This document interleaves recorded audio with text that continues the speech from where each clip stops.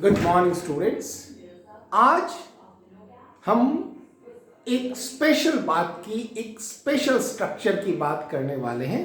Spoken English में भी आप उसका यूज करते हैं। आप इस स्ट्रक्चर को किताबों में भी देख सकते हैं। जब आप इंग्लिश की किताब पढ़ने के लिए बैठते हैं तब भी ये स्ट्रक्चर अक्सर मिल जाता है। उस स्ट्रक्चर में जो हेल्पिंग वर्ब है वो है हैव, और इसके साथ आपको यूज करना है टू प्लस V1। या हम इसको बड़े आराम से अगर इसको हटा दे तो we can speak have to plus V1। आज हम बात करेंगे किसकी? आज हम बात करेंगे हैव टू प्लस V1 की। जब कोई बात मजबूरी में कहनी पड़ती है तब हम हैव टू प्लस V1 का यूज करते हैं। या बहुत आराम से हम इसको कह सकते हैं, कोई काम करना पड़ता है, कोई काम करना पड़ता है। अब आप अगर सेंटेंस में भी देख लेते हैं हैव टू के साथ V1 को इंग्लिश की बुक पढ़ते समय, या आपको खुद कहना है कि मुझे खाना बनाना पड़ता है, मुझे झाड़ू लगाना पड़ता है, मुझे घर की सफाई करनी पड़ती है, तो यह हिंदी में करना पड़ता है, करनी पड़ती है, ऐसा कुछ आ जाता है, तब आप हैव टू प्लस V1 का यूज करेंगे। और अगर इंग्लिश की किताब में आपको कहीं हैव टू प्लस V1 मिल जाए तब आप उसकी हिंदी समझने के लिए इसकी हिंदी पे जा सकते हैं। दूसरा, हैव टू प्लस V1 का यूज करेंगे किसके साथ? तो इसके जो सब्जेक्ट्स बनते हैं, इसका जो सब्जेक्ट सेंटेंस का बनता है वह होता है आई, वह होता है यू, वह होता है वी, वह होता है दे, या फिर इन सब के अलावा कोई प्लूरल सब्जेक्ट अगर आपको मिल जाएगा। प्लूरल मतलब, प्लूरल सब्जेक्ट मतलब क्या? एक से ज्यादा लोग जब एक एक्शन करेंगे तब आप उसको प्लूरल सब्जेक्ट कहेंगे, और उस कंडीशन में फिर हम हैव टू प्लस V1 का यूज करेंगे। ठीक है। अब जैसे मुझे कहना है कि मुझे खाना बनाना पड़ता है, तब क्या कहेंगे? तब मुझे का इंग्लिश होगा आई, लिख दिया। हैव टू बनाना पड़ता है, आई हैव टू।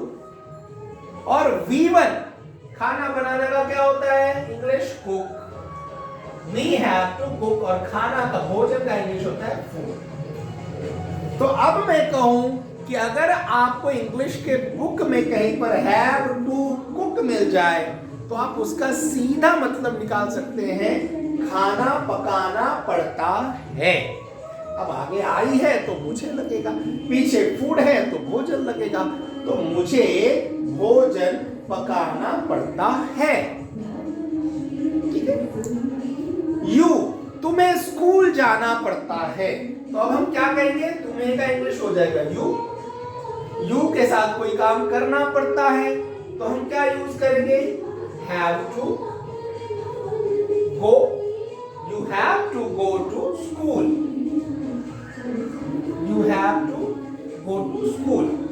तो कभी भी आपको अगर यहां पर आई, यू, वी, दे या प्लूरल सब्जेक्ट इसके साथ बताना पड़े कि कोई काम करना पड़ता है, करनी पड़ती है, करने पड़ते हैं, तो उस कंडीशन में बहुत easily have to plus V1 का यूज किया जाएगा। ठीक है। मुझे लगता है इतनी दूर तक की बात समझ में आ गई होगी। एक एग्जांपल में प्लूरल सब्जेक्ट का भी ले लेता हूं। अब इतने आई, यू, वी, दे तो हमको समझ में आता है।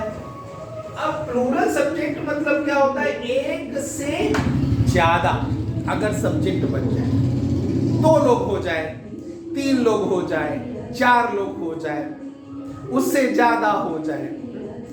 जैसे हम जैसे राम और श्याम को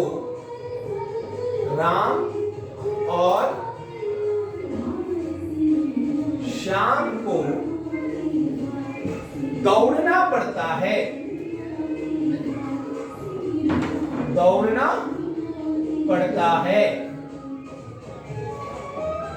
अब आप सिंपल सा देखिए, यहां पर राम है और श्याम है। राम और श्याम दोनों मिल जाएंगे तो दो लोग हो जाएंगे, एक से ज्यादा हो जाएगा। और जब एक से ज्यादा सब्जेक्ट हो जाएगा, काम करने वाले लोग एक से ज्यादा हो जाएंगे, तब हम उसको कहेंगे प्लूरल सब्जेक्ट। तो एक तो बात हो गई प्लूरल सब्जेक्ट, क्योंकि एक से ज्यादा है, दो लोग इसमें दौड़ने वाले हैं। दूसरा, यहां पर हम देख रहे फिर से कोई काम करना, दौड़ना पड़ता है, तो पड़ता है जैसे आ गया वैसे हम क्या यूज करेंगे, हैव टू प्लस V1। तो अब जब इसकी इंग्लिश लिखी जाएगी तो क्या लिखी जाएगी, राम और का English and, Ram and Shyam have to run, Ram and Shyam have to run। एक से ज्यादा लोग हैं, कोई काम करना पड़ता है, तो जैसे हम कहेंगे कोई काम करना पड़ता है, खेलना पड़ता है have to play, दौड़ना पड़ता है have to run, नाचना पड़ता है have to dance, देखना पड़ता है have to see, पढ़ना पड़ता है have to read, झाड़ू लगाना पड़ता है have to prune, साफ करना पड़ता है have to clean, सोना पड़ता है have to sleep, पहनना पड़ता है have to wear, ब्रश करना पड़ता है have to brush, नहाना पड़ता है have to take bath, lunch करना पड़ता है have to take lunch, दूध पीना पड़ता है have to drink milk।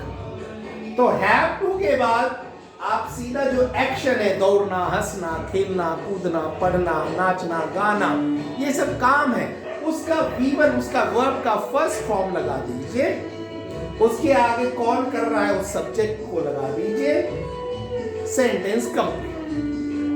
बहुत आसान है, इसकी आप प्रैक्टिस करें, कम से कम 30, 35, 40 ज्यादा भी सेंटेंसेस।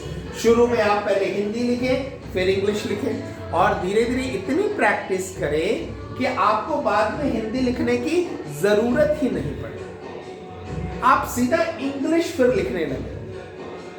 और इसका थर्ड स्टेप है कि आप जब किताबें पढ़ते हैं, इंग्लिश की किताब आपके क्लास की होगी या कोई नॉवल होगा या कुछ भी होगा, उसमें आप खोजिए किधर मिलता है have to plus V1, have to के बाद वर्ब का फर्स्ट फॉर्म मिलता है, तो वहां पर आप फिर इसकी हिंदी लगा सकते हैं। ठीक है, ये तो हुआ कोई काम करना पड़ता है। लेकिन यही हैव टू का एक और मतलब होता है, हम थोड़ी उसकी भी चर्चा कर लेते हैं, नहीं तो किताब पढ़ते समय थोड़ा कंफ्यूजन आपको हो सकता है। जैसे मैंने कहा कि कोई काम करना पड़ता है, ठीक है, लेकिन कभी कभी आप किताब की इंग्लिश रीड करेंगे तो इंग्लिश में जब वो सेंटेंस आएगा तो आपको मजबूरी दिखेगी ही नहीं, वहां डिसीजन दिखेगा। तो जैसे डिसीजन की फीलिंग आती है तो यही बदल जाता है स्ट्रक्चर, इसका काम, इसका मतलब हो जाता है कोई काम करना है, कोई काम करना है। जैसे अभी क्या राम और श्याम को दौड़ना पड़ता है या मजबूरी है, इसके लिए हमने हैव टू प्लस V1 का यूज किया। लेकिन अगर इसी जगह पर सेंटेंस हो जाए राम और श्याम को दौड़ना है, तो यहां क्या हो गया, एक प्रकार का डिसीजन हो गया, निर्णय हो गया। अब इस डिसीजन को इंग्लिश में लिखने के लिए यही स्ट्रक्चर है, कुछ अलग से नहीं लगा। तो Ram and Shyam have to run, तो दोनों बातें इसमें आती है। पहले कोई काम करना पड़ता है, दूसरा कोई काम करना है। अब जब आप इंग्लिश की किताब किताब पलटेंगे और इंग्लिश की किताब में आपको कहीं पर मिल जाए कि we have to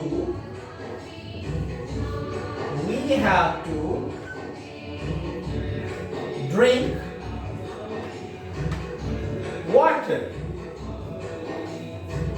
अब इसमें दो फीलिंग्स आ सकते हैं। पहला कि हम लोगों को पानी पीना पड़ता है। दूसरी फीलिंग्स आ सकती है कि हम लोगों को पानी पीना है। तो ये आप पे डिपेंड करता है और सेंटेंस क्या कहना चाहता है, वो पैराग्राफ क्या कहना चाहता है, उस पे ये डिपेंड करेगा कि आप इन दोनों में से कौन सी मीनिंग लगाएंगे। लेकिन लगेगा इसी दो में से एक, या तो हम लोगों को पानी पीना पड़ता है या हम लोगों को पानी पीना है। दो में से कोई एक मतलब वहां पर लगेगा। आई होप, मुझे लगता है कि आपको ये हैव टू प्लस गिवन समझ में आ गया होगा। अगर कहीं किताब में यह मिलेगा तब भी आप इसका मतलब निकाल लेंगे। अगर आपके सामने हिंदी का कोई सेंटेंस आ गया तो आप उसके इंग्लिश कर लेंगे। लेकिन बोलने के लिए जरूरी है बोलने की प्रैक्टिस करना। तो मेरा पहला सजेशन यही रहता है कि जो भी स्ट्रक्चर आप पढ़ते हैं उसकी प्रैक्टिस बोल बोल कर कीजिए, क्योंकि एक बार बोलने के लिए इधर सेट हो गया ना तो आपको बाद में सोचना नहीं पड़ेगा, ट्रांसलेट करने में टाइम नहीं लगेगा। इसलिए अगर आप चाहते हैं कि बिना टाइम लिए आप उसकी हिंदी समझ जाएं या बिना समय गवाए आप जो सोच रहे हैं जो उसकी इंग्लिश बन जाए, तो इसकी राइटिंग प्रैक्टिस और स्पीकिंग प्रैक्टिस लगातार कीजिए, बहुत कीजिए, जितना ज्यादा हो सके उतना ज्यादा कीजिए। आप निश्चित रूप से इंग्लिश बोलना सीखेंगे, ऐसा मेरा विश्वास है। ठीक है, फिर अगले सेशन में मैं इसी के दूसरे भाग के साथ मिलूंगा, उस समय हम उसकी चर्चा करेंगे। Have a nice time, have a good day, best of luck.